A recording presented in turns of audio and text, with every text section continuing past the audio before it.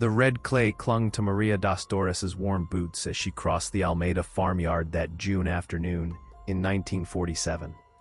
The sky over the town of Deep Wells was heavy, promising rain, and the cold mountain wind carried the smell of wet earth mixed with the strong aroma of coffee drying in the neighboring yards. She held a wooden bucket full of water with both hands, far too heavy for a woman 7 months pregnant, but no one there cared about that. To the owners and the other employees, Maria was just the fallen woman, the one who had been deceived by a married man and was now paying the price for her shame. Her large belly strained the simple, faded print dress, and Maria felt her back ache with every step. The child moved inside her, kicking hard, as if to remind her that he was there, that he was real, that he deserved to be born, even if the whole world had turned its back on his mother. She pressed her lips together, holding back the tears that insisted on coming. Crying wouldn't help. It hadn't helped when the child's father vanished, saying it wasn't his problem. It hadn't helped when her own mother threw her out of the house, screaming that she wouldn't raise a child of shame under her roof. And it certainly wouldn't help now, as she carried water like a pack mule. The bucket weighed so much that her arms trembled. Maria stopped for a moment, breathing deeply, feeling cold sweat run down her forehead despite the chill wind. She had to reach the kitchen, where Mrs. Smith, the cook, was waiting for the water to prepare the owner's dinner. If she was late, she'd be scolded. If she complained, she'd lose her job. And without a job, she and the son she carried would starve under some bridge. It was that simple, that cruel. She took a few more steps, but the rain began to fall. First, they were big, sparse drops. Then it turned into a downpour, the kind that transforms the dirt ground into a muddy mess in a matter of minutes. Maria hurried her pace, but it was too late. The slippery clay was unforgiving. Her right foot slid forward. The left couldn't bear the weight of her body and the bucket, and in a movement that seemed to happen in slow motion, she felt the world spin. Maternal instinct was quicker than fear. Maria dropped the bucket in midair and put her hands to her belly, trying to protect her child at any cost. She fell on her side, but the impact threw her face down into the red mud that now covered the whole yard. The pain was immediate and sharp, cutting into her ribs like a knife. The water from the bucket spread around her, mixing with the rain and the mud. And Maria lay there fallen, her face buried in the clay, too weak to get up, feeling the immense weight of her belly pressing against the wet ground. It was then that she felt it, a sharp jab in her lower abdomen, then another. The baby moved frantically, as if startled, and Maria began to tremble. "No, my God, not now," she whispered with her mouth full of mud, the tears finally falling uncontrollably. "Don't take my son from me. He's the only thing I have left." She tried to lift herself, resting her trembling hands on the mud, but her arms had no strength. Her large belly hindered any movement. The rain fell harder and harder, soaking her dark hair, her simple dress, washing the clay from her face, only for more clay to take its place. Maria das Dores was there, fallen like a wounded animal, alone under the storm, pregnant and abandoned, with no one in the whole world who cared whether she lived or died. Or at least, that's what she thought. The hands that held her arms were large, calloused, firm. In a decisive yet careful movement, someone lifted her from the ground as if she weighed nothing. Maria felt herself being raised, supported, sheltered from the rain by a body larger than hers. When she finally managed to wipe her eyes and see through the water running down her face, she was met by a tall, broad-shouldered man, with a soaking wet leather hat and dark eyes that watched her with an intensity she couldn't decipher. "Are you hurt?" The voice was deep, hoarse, with the heavy accent of the mountain interior. Maria tried to speak, but could only tremble. The sharp jabs in her abdomen continued, and she instinctively placed her hands on her belly, checking, feeling the baby move. He was still alive. Thank God, he was still alive. The boy, she managed to whisper, her voice cracking. I think the boy. The man looked at her belly, and for an instant, Maria saw something flash across those dark eyes. Pain. An old, deep pain that she recognized because it was similar to her own. But it was only an instant. He quickly looked away and, without asking permission, slipped one arm under her legs and the other behind her back, lifting her into his arms as if carrying a child. You're not staying out here in the clay, he said simply, starting to walk towards the main farmhouse. Maria wanted to protest, to say she could walk alone, that she didn't need help from a stranger, but her sore, exhausted body betrayed her. She found herself resting her head on the broad shoulder of that unknown man, feeling for the first time in months the human warmth of someone who wasn't there to judge her. The tears came, again, silent, mixing with the rain that still fell hard. If you are enjoying this story, please leave a like and subscribe to the channel, activating the bell so you don't miss any exciting narrative from the Brazilian interior. Which city are you watching from? When they reached the porch of the big house, Mrs. Smith, the cook, appeared in the doorway with wide eyes. She was a stout, middle-aged woman, with a scarf tied around her head and an apron stained with flour. Seeing Maria in the man's arms, her expression shifted from surprise to disapproval in the blink of an eye. "Mr. Anthony Stone," she said, with a voice full of venom disguised as courtesy. "What a surprise to see you around these parts. And carrying this girl." Anthony Stone. The name echoed in Maria's confused mind. She had heard of him. Everyone in the region knew Anthony Stone, the widowed farmer who lived alone at St. Rita's Ranch, 3 leagues away.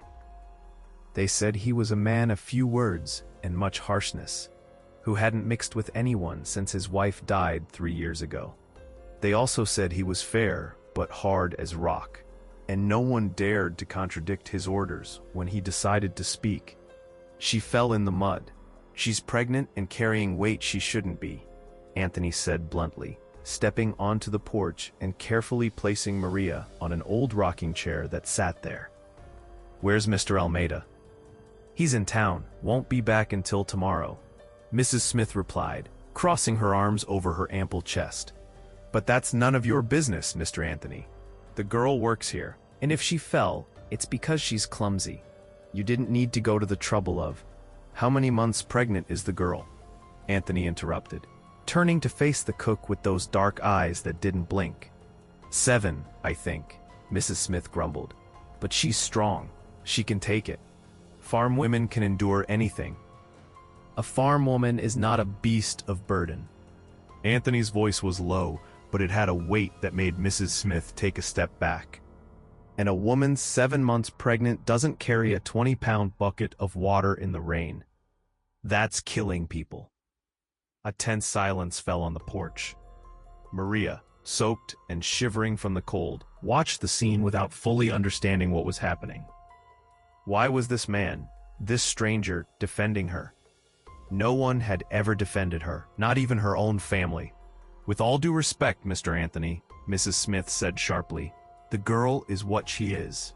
Single, pregnant, with no decent family. The owners gave her a job out of pity, but she has to earn the food she eats. It's not free." Maria felt shame burn her cheeks. It was always like this. Always someone reminding her of what she was, the mistake she had made, the dishonor she carried. She lowered her head, biting her lip to keep from crying again. She had cried enough for one day. "And you think treating her this way makes things better?" Anthony asked, and there was something dangerous in his tone now. A pregnant woman falling in the mud, and no one sees, no one helps. What kind of people are you? The kind of people who don't indulge those who do wrong, Mrs. Smith retorted, lifting her chin. She knew what she was doing when she slept with a married man. Now she deals with the consequences. Maria closed her eyes tightly, wishing she could disappear, vanish, die right there, so she wouldn't have to hear it anymore. But before she could say anything, Anthony's voice cut through the air like a whip. "Let he who is without sin cast the first stone." Have you read that in the Bible, Mrs. Smith? Or do you only read the part that suits you? The cook turned red, opening and closing her mouth without being able to answer. Anthony didn't wait. He turned to Maria, and for the first time, she saw something akin to kindness on that hard, sun-etched face. "What's your name, girl?" "Maria," she whispered, her voice weak. "Maria das Dores." He nodded slowly, as if engraving that name in his memory. Then he took off his soaked hat, ran his hand through his graying hair, and sighed deeply. "Maria das Dores, do you have somewhere to go? Family? Anyone?" She shook her head, the tears returning. "No, sir. I have no one." Anthony was silent for a long moment, looking at her with that expression Maria couldn't decipher. Pain, compassion, perhaps even anger. But it wasn't anger at her. It was anger at all of it, at that whole cruel and unjust situation. "Then you will," he said finally. "As of today, you have someone." Maria looked up, confused. "Sir? Tomorrow morning, I'm coming back with my wagon. I'm going to talk to Mr. Almeida and take you to my farm. There's an empty worker's cottage there. You'll live there. You'll work at what you can, but nothing heavy, nothing that will harm the boy. And when he's born, you'll stay there just the same, until you recover and decide what you want to do with your life." But you don't even know me," Maria managed to say, her voice trembling with emotion and disbelief. "Why would you do this?" Anthony put his hat back on his head, covering his eyes for an instant. When he answered, his voice was even hoarser, laden with a weight Maria didn't understand. "Because I know what it's like to lose a child who never got to be born. And I know what it's like for no one to do anything to help when help was all we needed." The silence that followed was dense, heavy with meaning. Maria looked at that man, that stranger who had lifted her from the clay, and saw in him something she immediately recognized. Pain, a pain similar to hers.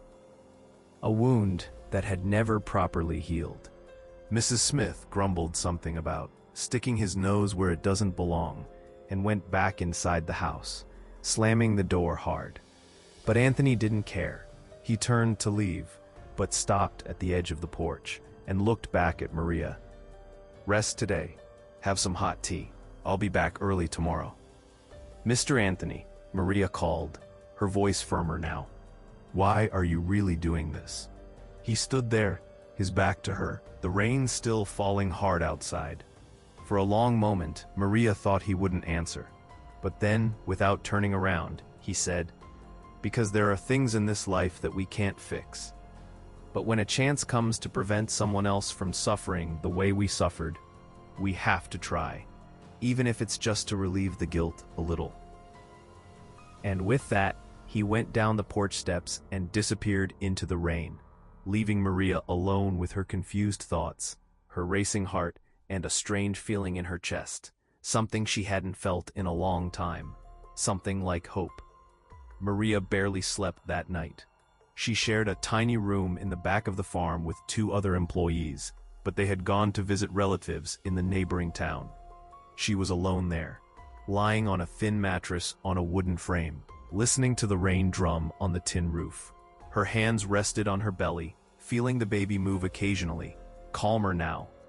She thought about Anthony Stone, the way he had lifted her from the clay so easily, yet so carefully, the way he had stood up to Mrs. Smith without flinching, the pain she had seen in his eyes when he talked about losing a child. What had happened to him? How had his wife died?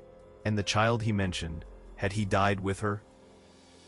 Or before he was born, as he implied? Maria knew nothing about that man beyond the gossip circulating in the region. They said he was a widower, that he lived alone, that he was harsh but fair. But no one knew the whole story. No one spoke about the pain he carried, just as no one cared about her pain. Maria closed her eyes, letting the tears fall silently. She thought about her son's father, John White, the foreman of the neighboring farm who had sworn eternal love and vanished when she told him she was pregnant. She thought about her mother, Mrs. Ann, who had thrown her out of the house, shouting curses and saying she was the family's shame. She thought about the looks of contempt she received every day, the malicious gossip, the loneliness that hurt more than any blow.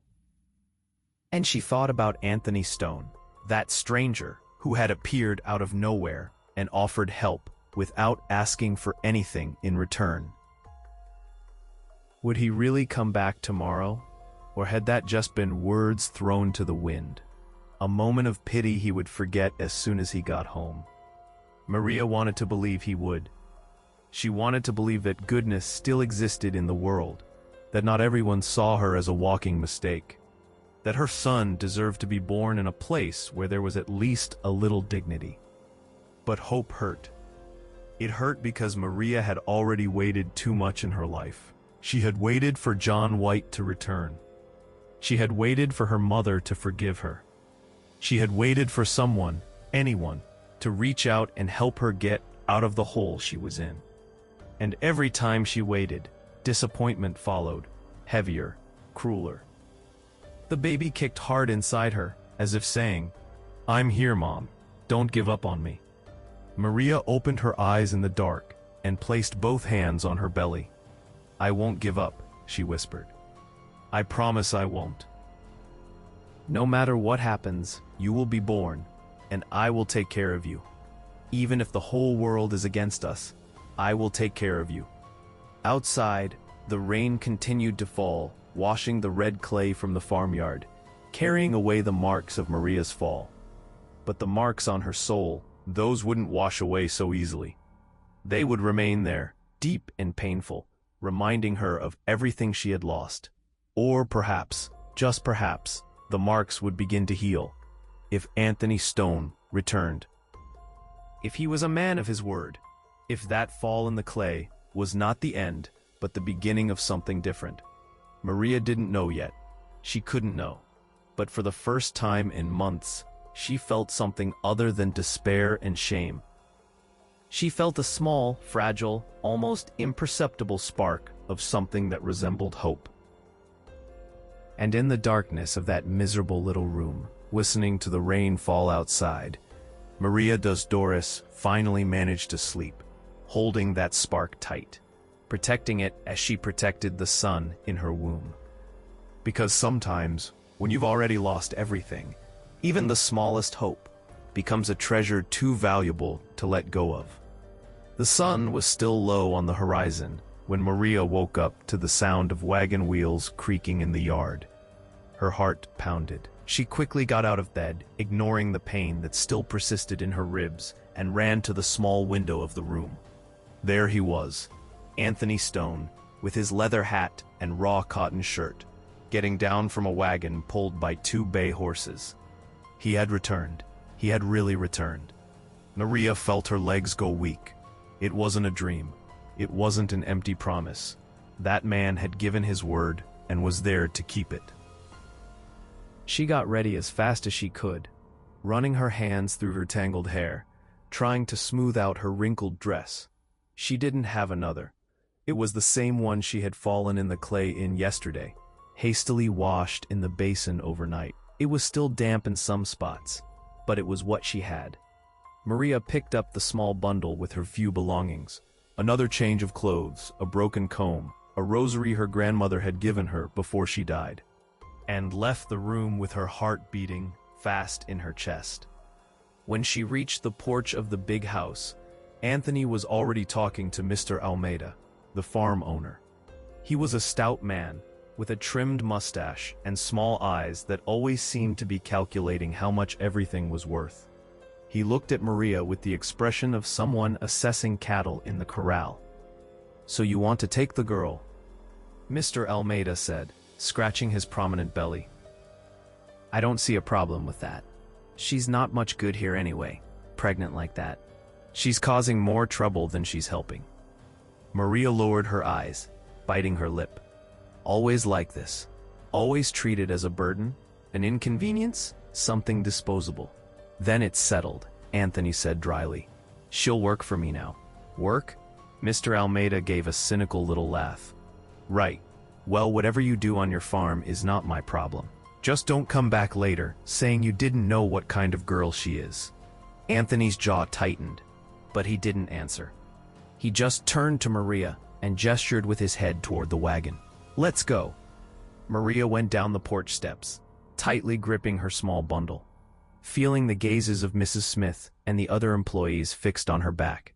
She knew what they were thinking. She knew the gossip that would start as soon as the wagon disappeared down the road. She got another man. The son is barely born, and she's already latching onto a rich widower. That kind of woman always finds a way. But Maria didn't care. Or rather, she tried not to care. The words still hurt. They always hurt. But she was too tired to care. Tired of trying to prove she was worthy, that she deserved respect, that she wasn't the monster they painted her as. If they were going to speak ill of her anyway, let them. She had a son to protect, and that was more important than the opinion of cruel people. Anthony helped her up onto the wagon with a care Maria was unaccustomed to. He held her arm firmly as she supported herself, making sure she was secure before letting go. Then he climbed up on the other side, took the reins, and clicked his tongue. The horses started moving, and the Almeida farm began to fade behind them. Maria looked one last time at the place where she had spent the last 4 months. She wouldn't miss it, not one bit. The dirt road wound between hills covered in coffee plants and pastures where the cattle grazed peacefully. The sun was rising slowly, illuminating the mountain with that golden light of early morning. The air was fresh, smelling of wet grass and earth damp from yesterday's rain. Maria took a deep breath, feeling her lungs fill with that clean air. And for the first time in a long time, she allowed herself to feel something other than fear and shame. They rode in silence for a long time. Anthony kept his eyes fixed on the road, his hands firm on the reins. Maria watched him from the side, noticing details she hadn't seen yesterday in the rain and confusion. He must have been in his late 40s, maybe 50. His face was weathered by the sun, marked by deep wrinkles around his eyes and mouth. He had scars on his hands, calluses from hard work. He was tall and strong, but there was a heaviness about him, as if he carried an invisible burden on his shoulders. "You don't have to do this," Maria said suddenly, surprising herself. I know people will talk, people will think things." Anthony didn't take his eyes off the road. "Let them think. But you have a reputation to maintain. You're a respected farmer. I'm just a girl who fell in the mud pregnant and no one helped," Anthony interrupted, turning to look at her for the first time. "That's what you are, Maria. A girl who needed help and didn't receive it. The rest is idle talk from people who have nothing better to do." Maria felt a lump in her throat. No one had ever spoken about her that way, as if she were a real person, worthy of compassion, worthy of help. It was always the opposite, always reminding her of the mistake, the moral failure, the shame. "Even so," she insisted, her voice weak. "You don't know me. You don't know if I'm decent or not. No one truly knows anyone in the beginning," Anthony replied, turning his attention back to the road. "We only find out who a person is over time. But there's one thing I already know about you, Maria Destores." "What?" "That you're strong. A woman who endures what you're enduring and still stands is not a weak woman. She's a woman of grit." The tears came without warning, silent, streaming down Maria's face as she looked ahead. She didn't wipe them away. She let them fall, letting them wet the neckline of her dress. They were different tears from the ones she had cried in recent months. They weren't tears of despair or shame. They were tears of relief, of gratitude, of an emotion so great it couldn't be contained in her chest. Could you live in that era, facing so much judgment? Leave a like if this story moves you. When they arrived at St. Rita's ranch, the sun was already high, It was a large, well-maintained property with a two-story main house painted white, a wide porch with wooden columns, and a front garden with rose bushes and jaboticaba trees. There was a large bunkhouse for the ranch hands, a well-built corral, a chicken coop, a pig pen, everything organized and clean. Maria looked around, impressed. Anthony Stone wasn't just a farmer, he was a man of means. He stopped the wagon in front of a small clay-walled house in the back of the property, set apart from the main house. It was small but sturdy, with a tiled roof, a wooden door and window, and a small porch in front. It wasn't luxury, but compared to the miserable little room Maria had slept in for the last few months, it seemed like a palace. "This is the house I mentioned," Anthony said, getting down from the wagon.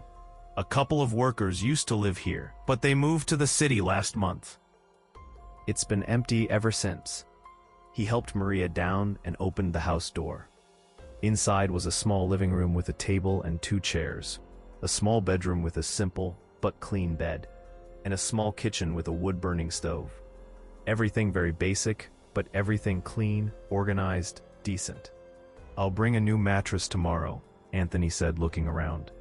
"This one is old, and you need a blanket, a pot, a plate, those things. I'll take care of it." Maria stood in the middle of the small room, looking around as if she couldn't believe what she was seeing. A place all her own. A place where she wouldn't have to share space with people who despised her, where she wouldn't be woken up by insults, where she could breathe without feeling the weight of constant judgment. "Mr. Anthony," she said, her voice trembling, "I don't know how to thank you." "I don't know how. You don't need to thank me for anything," he said, taking off his hat and running his hand through his hair. "You'll work, you'll earn your food. It's not a favor, it's honest work." "But what will I do? Pregnant like this, I can't handle heavy work. There are chickens to feed, a vegetable garden to tend, laundry to wash. Light work, and when the boy is born, you'll just be with him for a while, until you recover. Then we'll see." Maria nodded, still trying to process it all. It was too good to be true. There had to be something behind it, some hidden intention.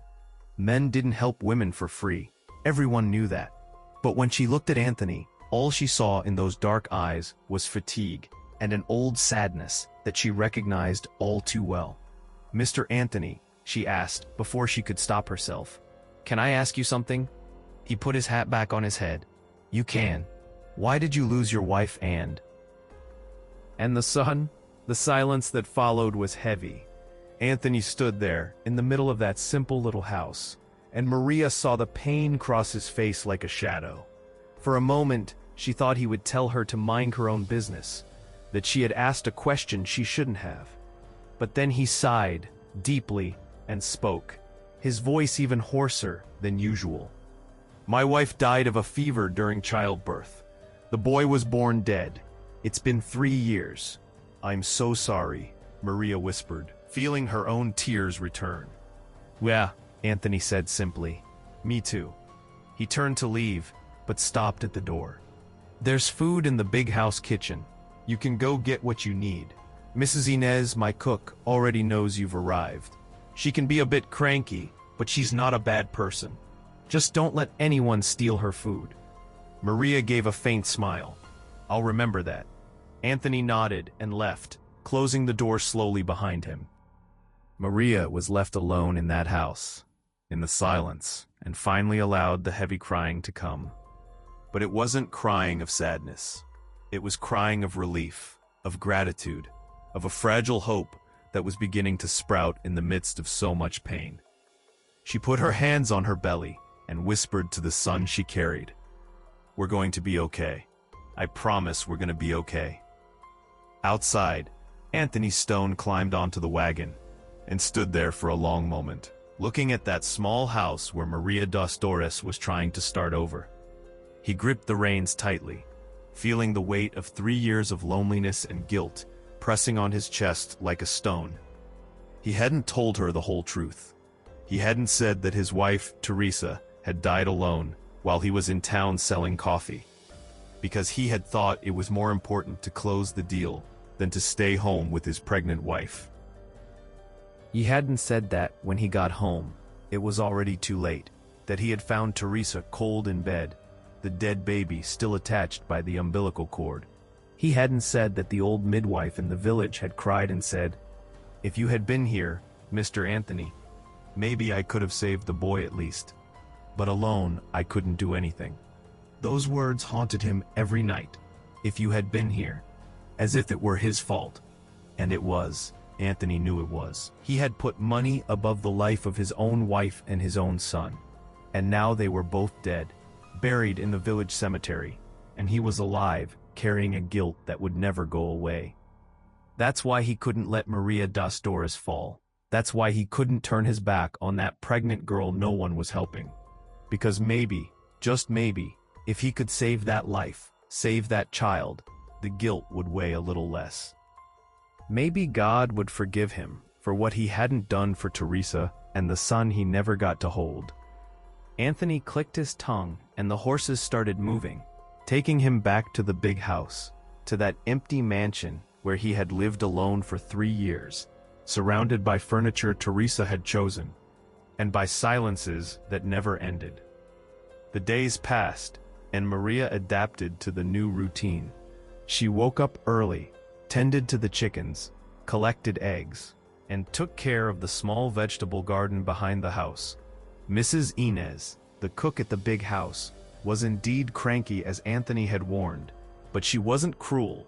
She grumbled, complained that Maria didn't know how to do things right, but always left a plate of warm food aside, always with an extra piece of meat, a bit of dulce de leche, things Maria hadn't eaten in months. Anthony appeared every day, sometimes just passing by, checking if everything was okay, if Maria needed anything. Other times he stayed longer, fixing a loose board on the porch, bringing wood for the stove, once even bringing an old chest full of clothes that had belonged to his wife. "Teresa was thin like you," he said without looking at Maria, leaving the chest in the room. "Maybe it will fit. And there are baby clothes also, at the bottom, never been used." Maria opened the chest with trembling hands and found simple but well-made dresses, some well-preserved, smelling of lavender. And at the bottom, as he had said, tiny baby clothes, still with the tags, never worn. Little white shirts, crochet blankets, a small cloth embroidered with the name Peter in blue thread. She felt a pang in her heart. Peter. The name of the son Anthony had lost. The child who had never gotten to wear those clothes that someone, probably Teresa herself, had prepared with such care. "Mr. Anthony," she called. But he was already leaving the house, his back hunched, his shoulders heavy. "Use what fits," he said without turning around. No point in keeping them stored, and he left, leaving Maria alone with that chest full of memories that weren't hers, of a pain she could feel just by touching those delicate clothes. She picked up the crochet blanket, ran her fingers over the perfect stitches, and cried. She cried for Teresa, who had died waiting to hold her son. She cried for Peter, who had never breathed, and she cried for Anthony, who carried the weight of that loss alone. That night Maria started doing something she hadn't done since she discovered her pregnancy. She prayed. She knelt beside the bed, holding her grandmother's rosary, and prayed for Anthony Stone, for Teresa, for Peter. She prayed for God to alleviate the pain of that man who had been so good to her without asking for anything in return. She prayed for her son to be born healthy, strong, and for her to be the mother Teresa never had the chance to be. And for the first time in a long time, Maria das Dores slept in peace. The days turned into weeks. Maria and Anthony developed a strange routine, silent yet comfortable. He appeared every morning to check if everything was okay, always bringing something, a piece of rapadura, cane sugar, a fresh cheese, wood for the stove. She thanked him shyly, still unaccustomed to such kindness. They exchanged few words, but words weren't necessary. There was a silent understanding between two broken hearts that recognized each other. One afternoon, Maria was hanging clothes on the line when she heard the sound of horses approaching. There were 3 unknown men, ranch hands from the neighboring farm, by the look of their clothes. They stopped near the little house, and one of them, a young man with a crooked smile, dismounted and approached. "Good afternoon, miss. Are you Mr. Anthony's new hired help?" Maria felt a shiver of discomfort. There was something in the way he spoke, the way he looked at her, that wasn't respectful. "I am. Can I help you?" "Ah, I think you can." The young man moved closer, and the other 2 laughed. "We've got a bet going here." "How long do you think it'll take for you to become the new owner of the farm?" "I bet as soon as the boy is born, Mr. Anthony will marry you. That's the way it is, right? Lonely widower, pretty pregnant girl, living right next to him." The other 2 laughed louder. Maria felt her face burn with shame and anger. "You're mistaken," she said, her voice trembling. "It's nothing like that. Mr. Anthony gave me honest work, that's all." "Honest work?" The young man gave a cynical laugh. "Miss, everyone knows the kind of work a pregnant and single woman does for a rich man. No need to pretend that." "Enough." Anthony's voice cut through the air like thunder. He had appeared out of nowhere, coming from the pastures, and now he was standing there, between Maria and the 3 men, with an expression on his face that made even the brazen young man take a step back. "You're leaving my property now," Anthony said, his voice low and dangerous. "And if I hear that you've been spreading this kind of talk around, I will personally go to the farm where you work and speak to your boss. And then we'll see who loses their job." The young man with the crooked smile tried to keep his composure. "We were just joking, Mr. Anthony. No need to take it personally. Get out, now." There was no argument. The 3 mounted their horses and galloped away, leaving a cloud of red dust behind. Maria was trembling, her hands still holding a sheet she had just hung. Anthony turned to her, and the anger on his face was replaced by concern. "Are you all right?" Maria nodded, but the tears were already falling. I'm sorry for causing you trouble, sir. I knew people would talk, that they would think things, but..." "Maria." Anthony took a step forward, and for the first time, placed his hand on her shoulder. It was a light touch, almost tentative, but firm enough for her to feel it. "You haven't caused any trouble. Ignorant people cause trouble, and I don't care what they say." "But you should care," Maria insisted, wiping the tears with the back of her hand. "You have a reputation to maintain. I'm not worth that." "Who said you're not worth it?" Anthony's voice was louder than usual, almost angry. "Who put it in your head that you're worth nothing, Maria? Was it your mother? Was it the boy's father? Was it all these people who keep judging without knowing anything?" Maria couldn't answer. She just cried, sobbing, as all the pain of the last few months poured out at once. "You are worth it, yes," Anthony said, and now his voice was softer, more broken. "You're worth it because you're a person, because you're trying, because you didn't give up, even with the whole world against you. And if someone doesn't see that, it's their problem, not yours." And then, in a gesture that surprised both of them, Anthony pulled Maria into an embrace. It wasn't a romantic hug, or one loaded with ulterior motives. It was the hug of someone who understood pain, someone who knew what it was like to carry a burden that was too heavy alone. Maria allowed herself to stay there, her face pressed against his broad chest, smelling the earth and honest sweat, hearing his heart beat strong and steady. And in that moment, for the first time since everything had fallen apart in her life, Maria Dastores felt safe. But what they didn't know was that this moment of peace was about to be destroyed.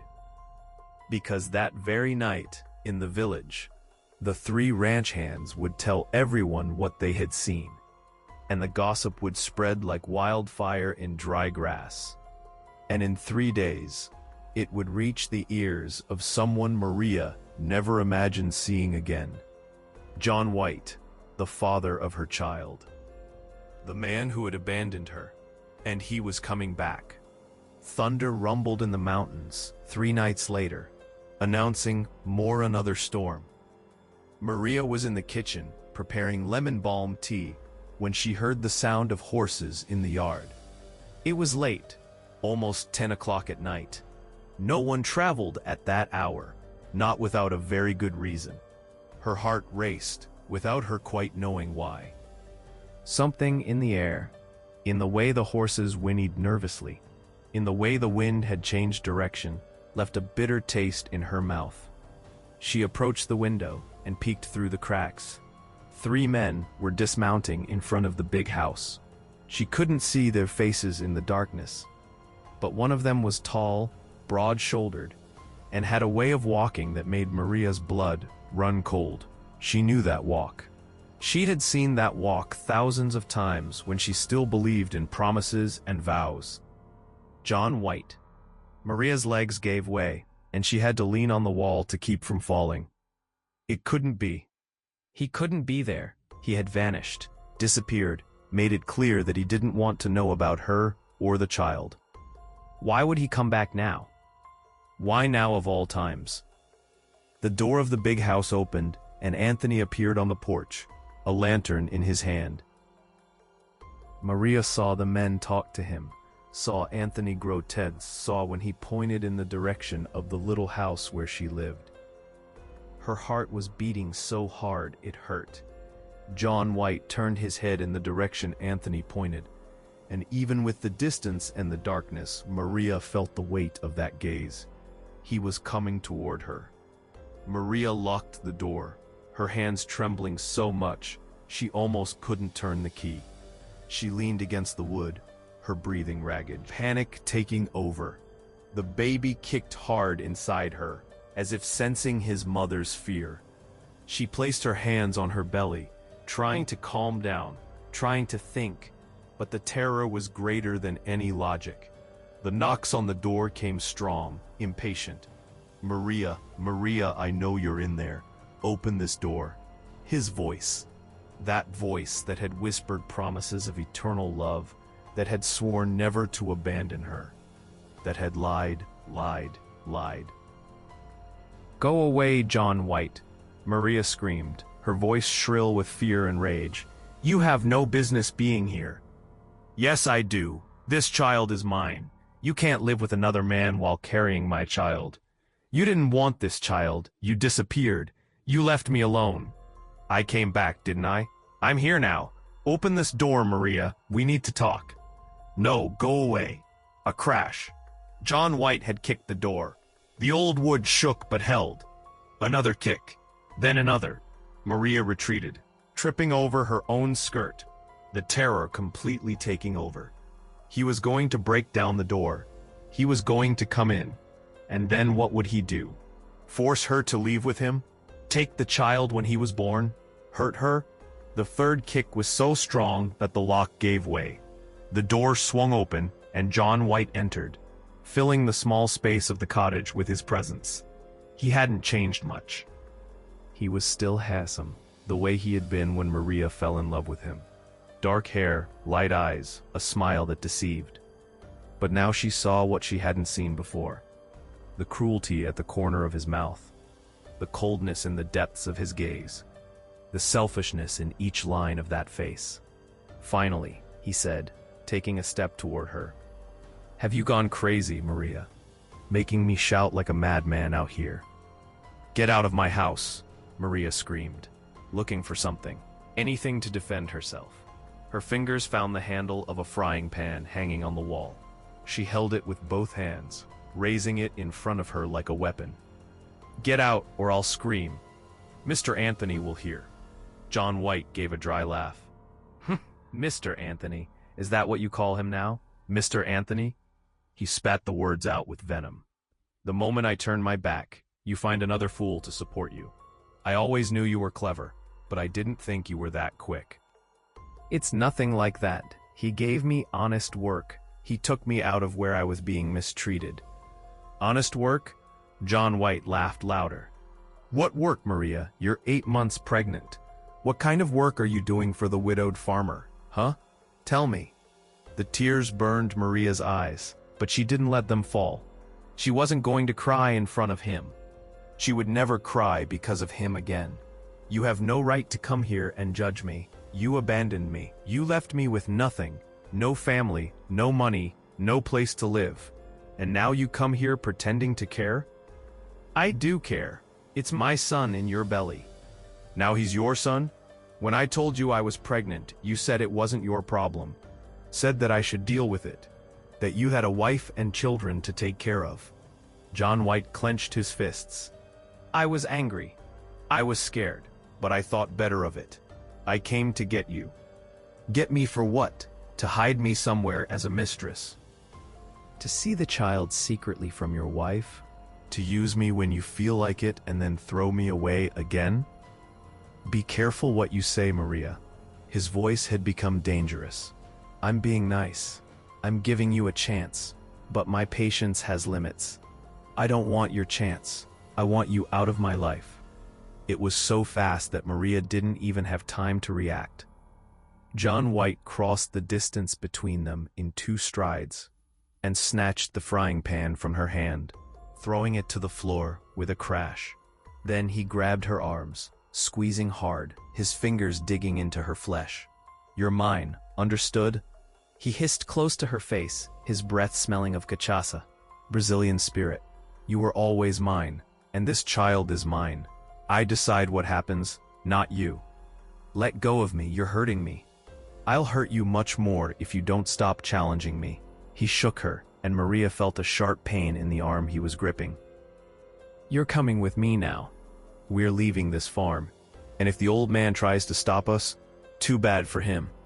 I'm not going anywhere with you. The voice came from the door, cold, controlled, deadly. Anthony Stone was standing in the doorway, and in his right hand he held a shotgun. John White immediately released Maria, stepping back, but the arrogance hadn't completely left his face. This is none of your business, old man. It's between her and me. It becomes my business when you invade my property. Break down the door of a house that's mine and lay hands on a woman who works for me. Anthony didn't raise the shotgun, but everyone knew he could do so at any moment. You have 10 seconds to get out of here. She's carrying my son. A son you abandoned. Anthony's voice was like ice. Everyone knows what you did, John White. Everyone knows you left her alone. That your wife sent thugs after her to kick her out of where she was living. You're not a father. You're a coward. John White's face turned red with anger. Who do you think you are to talk to me like that? I'm the man with the shotgun. Anthony took a step inside the house. And you're the man who's leaving now. Or you'll be carried out. What part of this story has touched you the most so far? For a tense moment, no one moved. John White looked at Anthony, calculating the odds. The 2 other men who had come with him appeared behind Anthony at the door, but seeing the shotgun, they stayed put, unsure what to do. This isn't over, John White said finally, spitting out the words. I'll be back. And when I come back, it'll be with the police.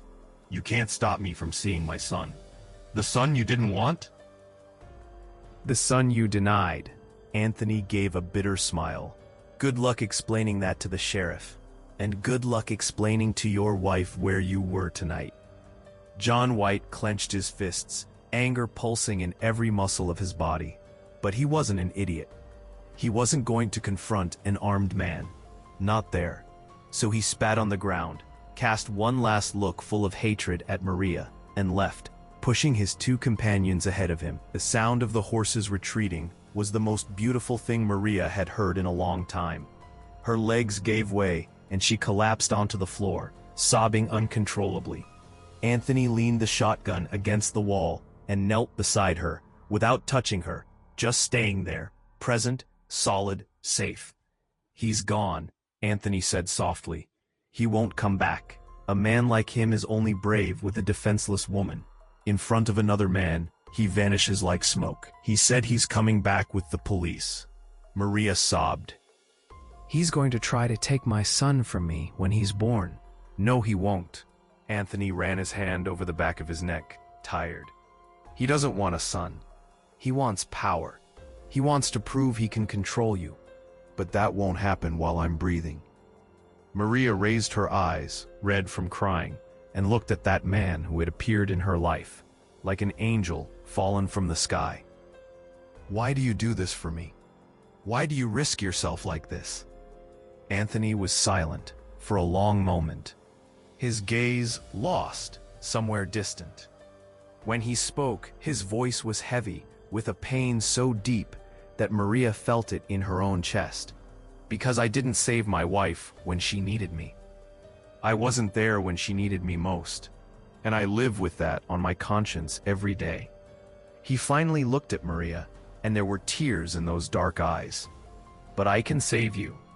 I can do things differently this time, and maybe, just maybe, that will make it mean something. Mr. Anthony. Maria reached out her hand, and for the first time it was she who touched him. She held his calloused hand between hers, feeling the scars, the calluses, the strength. You already made it mean something. You already made a big difference, for my son and for me. Anthony squeezed her hand back, and the two stayed there, kneeling on the floor of that simple cottage. Two broken hearts that had found solace in each other without even looking for it. But the night wasn't over yet. Because outside, hidden among the trees, John White watched the house with a hatred that burned hotter than any fire. He wasn't going to give up. He wasn't going to let that old farmer keep what was his. And if he couldn't have Maria through kindness, he would take her by force. The next morning, Maria woke up to the smell of smoke. At first, she thought it was just Mrs. Inez lighting the wood stove in the big house kitchen. But the smell was too strong, too heavy. She opened her eyes and saw an orange light dancing on the walls. Light from a fire. She jumped out of bed, her heart already racing, and ran to the window. What she saw made her blood run cold. The ranch hand's bunkhouse was on fire. High flames, licking at the wooden walls, consuming everything. And the wind was blowing toward the big house. If they didn't put it out soon, the fire would reach the main house, then the corral, then everything. Maria opened the door and ran out as fast as her 8-month belly allowed. There was already movement in the yard. Anthony was shouting orders. Ranch hands were running with buckets of water. Mrs. Inez was yelling something Maria couldn't understand in the middle of the chaos. The smoke rose black and dense, darkening the sky that was just beginning to lighten. "Maria, get back inside," Anthony shouted when he saw her.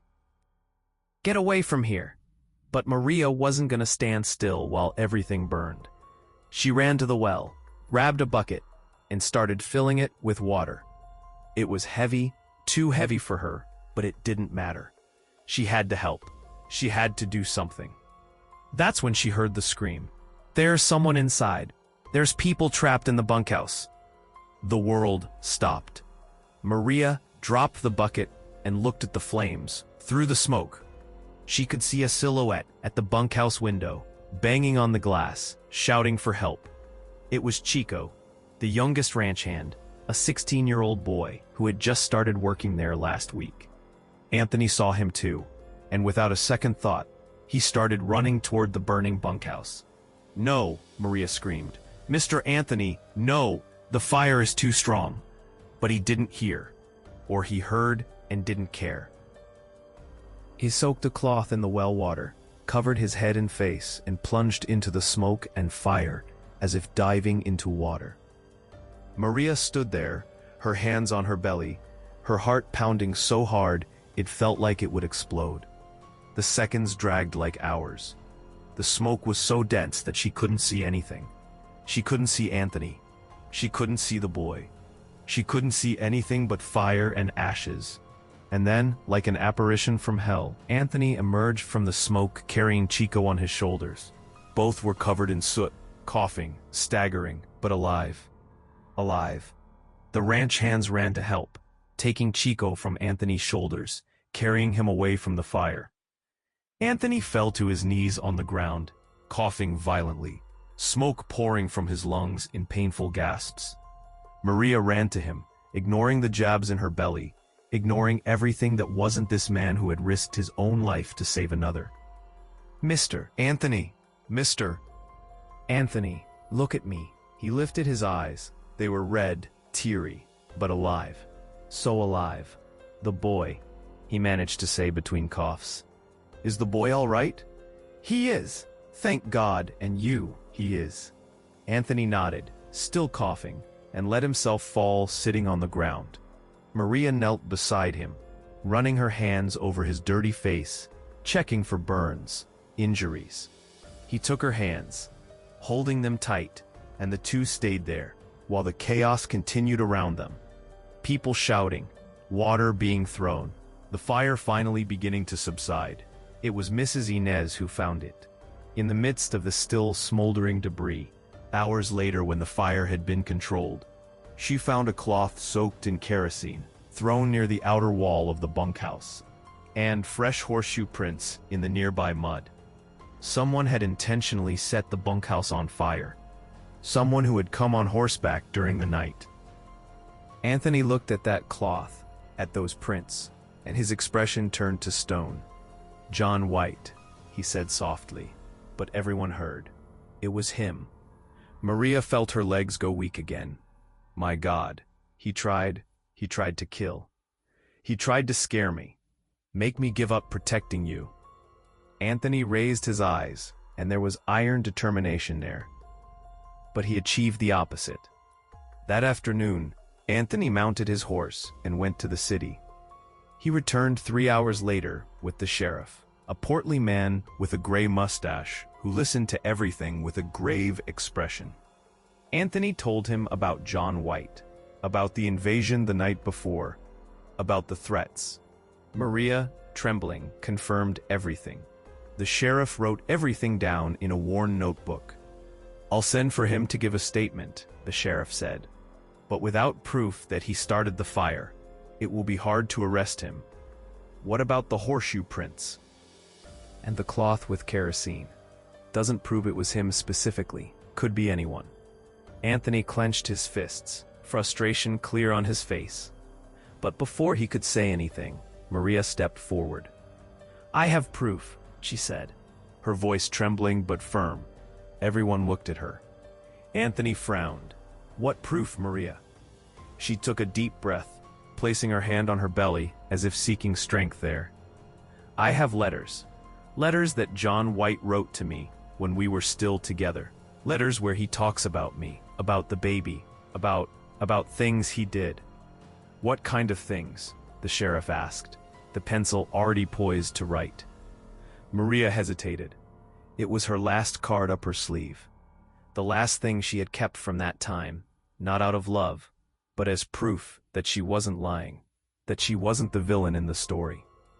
She had kept those letters hidden at the bottom of her small bundle, hoping never to need to use them. But now she had no choice. He writes that his wife can never know about me, that if she found out he would lose everything, and that if I told anyone he would make me regret it. He threatened me in writing, Sheriff, more than once. The sheriff leaned forward, interested. "And where are these letters?" "Stored away. I can go get them now." "Get them." Maria entered the cottage with trembling legs. She went to the room, pulled the small bundle from under the bed, and rummaged through everything until she found the yellowed envelope tied with string. There were 7 letters in all, written by John White's own hand, with date, signature, everything. She had kept them as proof that there had been love, that she hadn't made anything up. Now those letters would serve for another purpose, for justice. She came back out and handed the letters to the sheriff. He opened them one by one, reading in silence, his expression growing more serious with each one. When he finished, he looked at Maria with something akin to respect. "This is evidence, good evidence. With these letters, plus Mr. Anthony's testimony about the invasion of yesterday, plus today's fire, we can build a strong case against him." "Will he be arrested?" Maria asked, her voice small, almost disbelieving. "If I can prove he was behind the fire, yes. And these letters help establish motive. I'm taking this to the prosecutor's office today. When the sheriff went away, taking the letters, Maria felt as if an immense weight had been lifted from her shoulders. She turned to Anthony, and for the first time in a long time, she smiled. A small, tired, but real smile. "Is it over?" she asked. Anthony placed his hand on her shoulder, gentle, protective. "Not yet, but it's getting close." 3 days later, John White was arrested.